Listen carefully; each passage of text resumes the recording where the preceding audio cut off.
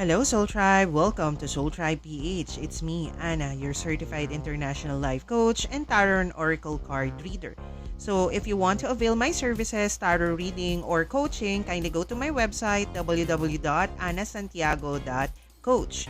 And please do follow me on all my social media platforms Instagram, Facebook page, and TikTok, and also here in YouTube. Hello, Soul Tribe! Welcome back to my channel, Soul Tribe PH. It's me, Anna, your international life coach, a tarot and oracle card reader, an energy healer, and now a podcast host.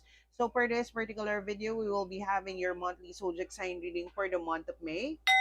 This is for my dear Libra, Sun, Moon, Rising, Ascendant, Venus. For those na hindi pa nakakapag-generate na kanilang natal birth chart, I suggest to generate yours. Kindly go to the description section. I got there a link that can help you generate your natal birth chart. Kailangan lang yung date of birth, time of birth, and also the exact location where you were born. And if you happen to have Libra as your rising slash ascendant sign, this is your reading.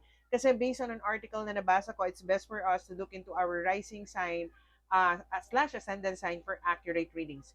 So without further ado, my dear Libra, let's proceed on getting to know your angel number na maaring it's a confirmation that this certain reading is for you. Angel, Spirit, Universe, Ancestors, kindly give me the angel number for my dear Libra. So we have 4, 3, 2, and 4. Kindly go to Google search engine and search angel number 4324. Maaring there is a message for you there, my dear Libra. You might be seeing a lot of 444, 333, 222, and 2424 as a confirmation of this particular reading. So 333, 222, and 2424 as a confirmation of this reading. So let's proceed on getting to know ano yung team before we proceed with the pick a card read or the cards that I pick up earlier or recently if you had came from my TikTok teaser. So meron na akong pinakitang 3 cards. So before I proceed on that in depth, so let's proceed on getting to know the team. What is the general theme of your life for the month of May? What are the general energies that you will be focusing this particular month? Angel, Spirit, Universe, Ancestors, kindly give me the general energies for my dear Libra for the month of May. Angel, Spirit, Universe, Ancestors, kindly give me the general energies. So for this particular month of May, my dear Libra, it's focusing on your 10th house, wherein the 10th house is your achievements and the status in the outside world. So this will be recognition or somewhat growth kasi other than the 10th house pertaining to your achievement, it's regarding your career or your work. Might be for some of you, you are changing your work, mapopromote ka, you will be recognized, you will be achieving awards, recognition from a certain thing that you had done recently. This month is all about public recognition. So for some of you, you will be getting viral in social media with the 10th house, knowing that it's more on outside recognition. So with the astronaut, might be you will be recognized for being doing something differently. Kasi with the astronaut, kasi this is a different thing. This is a unique thing na ginagawa mo. So for this month, it's all about achievements. You will be achieving something, a milestone, a recognition, an award, might be getting viral, getting famous, public recognition, might be featured in magazines or in TV shows, etc. So this month is all about public recognitions and achievement. So we got here your 3 cards. So might be currently you are focusing on your stability and your security. You're making yourself full and complete. Wherein, kung ano man yung energy that we are focusing on, that will be the energy that we're going to be attracting. So most of you, you are focusing on your career, your finances, making yourself stable and secure. Not only financially, but also binubuo mo yung sarili mo. For some of you, you have a mother wound na maaring your mother is focused on material things, focused on logical approaches, and not being a nurturer. So you are focusing on making yourself whole and complete. It regardless kung ano man yung nangyayari in your surroundings, my dear Libra. So something about the past is hindering your progress. So maaring something that happened in the past, as I've said, maaring you have a mother wound, mother issue that you needed to address. And that is the obstacle that is holding you back to fully move forward in life. Kasi para tayo makamove forward in our life, my dear Libra, we need to find peace, harmony, balance within ourselves. And also, we need to close that previous chapter with the past. Kasi hanggat the past is still haunting us, the past, when you remember the past, it still bring you pain, it still aching, meaning to say you haven't totally forgiven what had happened in the past. So for you to move forward in life, my dear Libra, you need to be able to forgive the people who have hurt you, forgive the situation that caused you pain, and also forgive yourself. Pero if forgiveness cannot be given to the person, to the situation, the only thing that you can do is accept. Accept that things that happened in the past is already written. The only thing that you can do is to learn from it and never make the same mistake again. And other than waiting for other people to ask forgiveness sa'yo, kasi minsan we are waiting for others, for the external to ask forgiveness. Wherein in reality, even though those person would not be able to ask forgiveness, the only thing that we can do is accept na nangyari na yon and forgive them, pray for them na they might find peace or they might find contentment sa kung ano man yung nangyari. So, even though you haven't received reconciliation, apologies from other people, the only thing that you can do is accept and forgive them from a distance kung hindi mo sila kayang harapin. So, the actions that is needed from you, my dear Libra, it's time for you to put yourself first, invest into yourself, and also be patient, not rushing into things. So take this time to really appreciate how far have you come along the way. Maaring for some of you, you are rushing into things. Nagmamadali kayo for the outcome. You wanted more. So, kumbaga parang for some of you, you see progress in those certain aspect na pag maraming dumadating na opportunity, you're seeing progress on that and you're finding stability and security on that. So, it's time for you to really appreciate na even though there are no opportunities, walang mga certain things that is happening in your reality, it's still a certain achievement that you needed to appreciate and recognize. So it's time for you to be patient and trust the process on how things are unfolding. So remember, it's not the outcome that is important, it's the journey to get to the outcome. Okay? So let's clarify the Queen of Pentacles. Why is this your current situation, or why is it the energy that is coming towards you? The Queen of Pentacles. Clarify. Kasi nga, you are focusing on the missed opportunities, my dear Libra. So, it's time for you to focus on the things that needs your attention. Kasi sometimes, we are too fixated on the missed opportunities, things that didn't go our way, or possibly the future. Masyado tayo nagiging attached to that. And we are neglecting to see that there are other opportunities on the horizon. Kasi most of us is functioning out of fear, doubts, anxiety, and as I've said, maaring you are functioning out of your traumas and issues that you had experienced in the past. Kasi you wanted to control the situation with this certain Queen of Pentacles. You wanted things to happen based on how you anticipated it. And that is the reason you wanted to control the situation. Because the more that we are wanting to know the when and the how, the more that we end up unfulfilled and unsatisfied if it don't happen based on our likings. Pag hindi yun nangyari based on what we wanted to happen, the more that we'll end up unfulfilled and unsatisfied. So it's time for you to release the fear, the doubts, the anxiety, and the need to know the when and the how. Focus on the why. So with it happens in the past, so again, it's time for you to come home to yourself. So probably something about your household, something about your family is affecting your reality or how you see things. So it's time for you to find peace, harmony, balance within yourself. Find the soulmate within you. Find stability and security within yourself. Other than yung inaayos mo lang yung surroundings mo and also people around you, it's time for you to fix yourself first. Find stability and security within yourself. Kasi how you are treating yourself, loving yourself, valuing yourself, and respecting yourself is how you're going to receive it from other people around you. As I've said, with the temperance, it's connected here. It's time for you to be patient and trust the process. So remember, everything happens for a reason. Nothing is a coincidence. It's either a blessing or a lesson for you to learn. So everything that you're experiencing, my dear Libra, it needed to take place for you to bring balance in your life so that you can pour into yourself. Kasi might be for some of you, my dear Libra, you had been focusing on giving away all of your time, love, and effort to everyone else other than yourself. So this is the time for you to give back to yourself. It's time for you to focus on you, eyes on you. So clarify the Seven of Pentacles.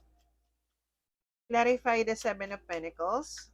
So because might be you are dwelling on the negativity, the fear, the doubts, or you are obsessively thinking about the outcome.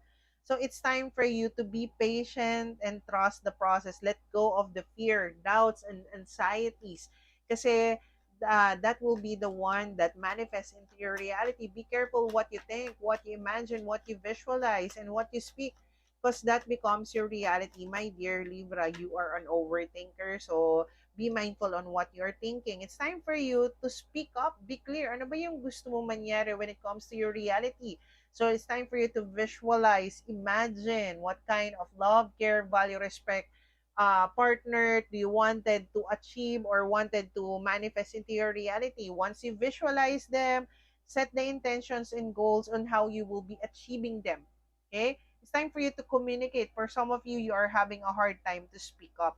Nahihirapan ka mag-speak up kasi you are afraid of being rejected, you're afraid of getting kumbaga neglected or not being seen, not being recognized. So this is the time for you to totally speak up. Okay, be clear on your intentions and goals on what you want to manifest into your reality. So what are the energies for your career, your business life, your work life, your partnership for the month of May, my dear Libra? What are the energies that you will be welcoming?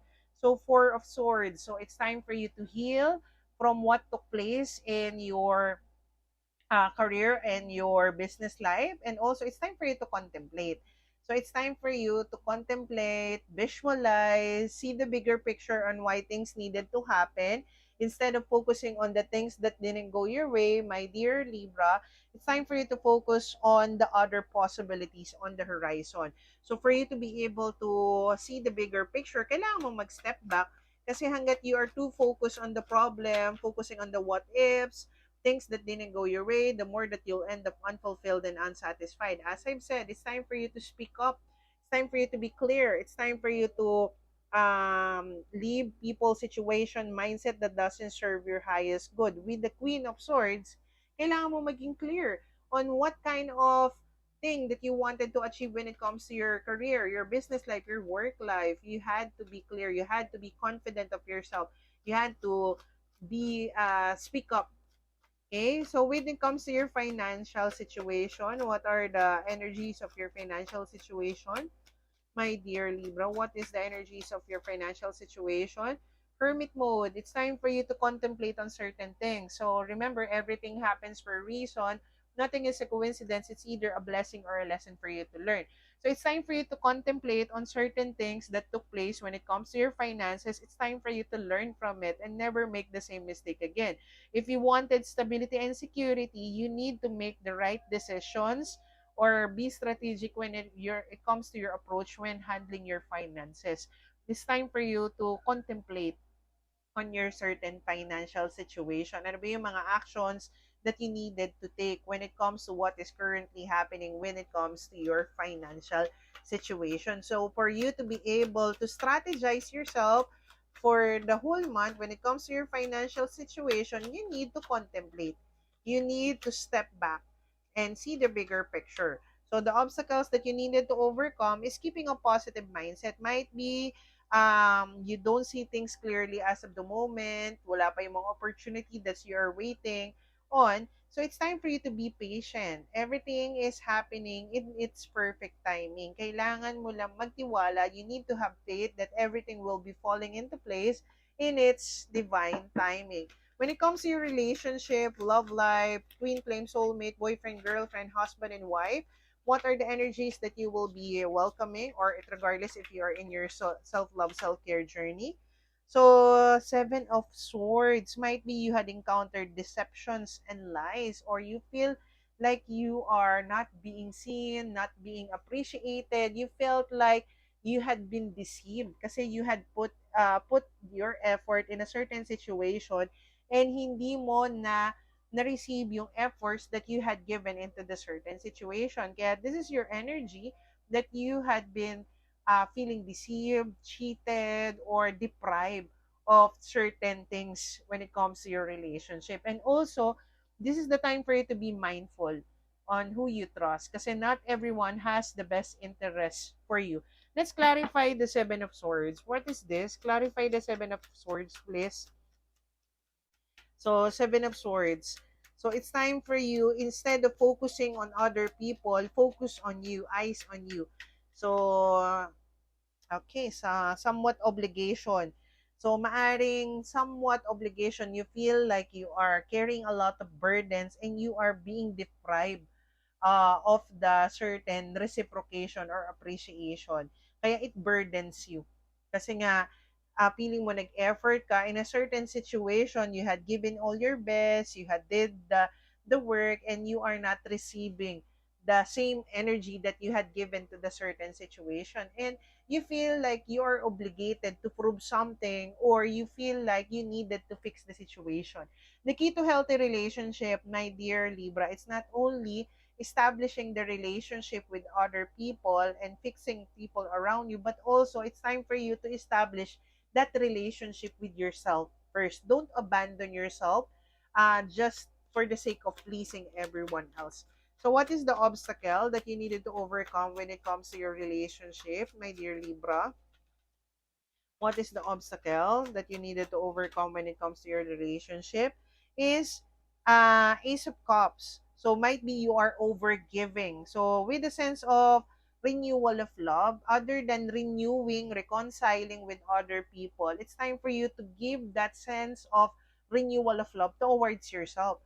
So it's time for you to fill in your own cup. So kung ano man yung susobra sa love, care, value, respect that you are giving to yourself, that is the only thing that you can give to other people, not losing yourself along the process. Kasi the way that you are giving too much, all of your time, love, and effort to everyone else other than yourself, that is the reason why you will be feeling cheated, deprived, kasi nag-effort kayo. You had given your best to everyone else other than yourself. Okay?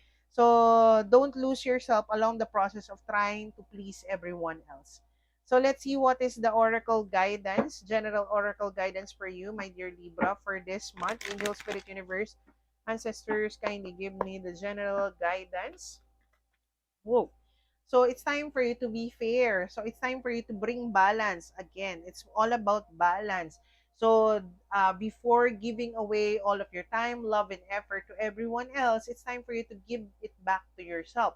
How you are loving yourself, valuing yourself, and respecting yourself is how you're going to receive it from other people around you, not the other way around. So for you to go the distance para mag-move forward ka in life, you had to be able to forgive the people who have hurt you, forgive the situation that caused you pain, and also forgive yourself. Kasi hanggat you are still in this certain energy that you're feeling the pain, you are hurt by certain circumstances or a certain person, you feel the anger, you feel the resentment, you will not be moving forward in life. That will be the one holding you back. So, for you to totally move forward, go the distance, kailangan mo i-close yung previous chapter. You had to unload, you had to purge all of the anger, the negativity, the fear, doubts, anxiety that you are carrying within you. Okay? So, what is the angel number, angel messages for you, my dear Libra, angel, spirit, universe, ancestors? So, we have two. I am diplomatic. You have great talent for finding solutions. Your intuitive and unbiased nature allow you to see all sides of any situation and advise others towards the most fair and beneficial outcome. So, you are the scales, Libra. So it's time for you to bring balance. It's time for you to see both sides of the situation. It's time for you to see the bigger picture, why things are currently happening. It's happening for your highest good. So, hindi yon nangyayari to persecute you or to punish you. It's teaching you a lesson. There are certain lessons for you to learn with everything that you're encountering when it comes to your life, my dear Libra. So, let's get your affirmation. Angel, Spirit, Universe, Ancestors affirmation for my dear Libra. So, I am listening to my intuition, being guided every step of the way. So, it's time for you to listen to your intuition. So, not your ego. So, it's time for you to step back, see the bigger picture on why things are currently happening, and it's time for you to look within you. Because sometimes the answers that you're seeking is not found in these readings, or it's not found from other people's perspective. It's found within you. Whatever you will be seeing as a confirmation or advices coming from other people, it's only their opinion or additional. So the important decision to be made is within you, or the answers that you're looking for is found within you. Okay, so this is what I got for you, my dear Libra. If this happened to resonate with your situation, do let me know in the comment section. At huwag kalimutan to like and follow, comment, and share this certain video. And don't forget to click the subscribe button and the bell button for you to get notified of my latest updates here in my channel.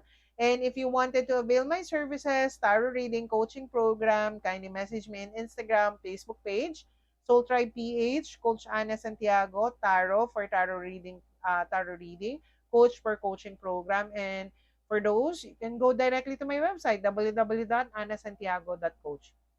This is what I got for you. Sending you much love and light. Bye-bye.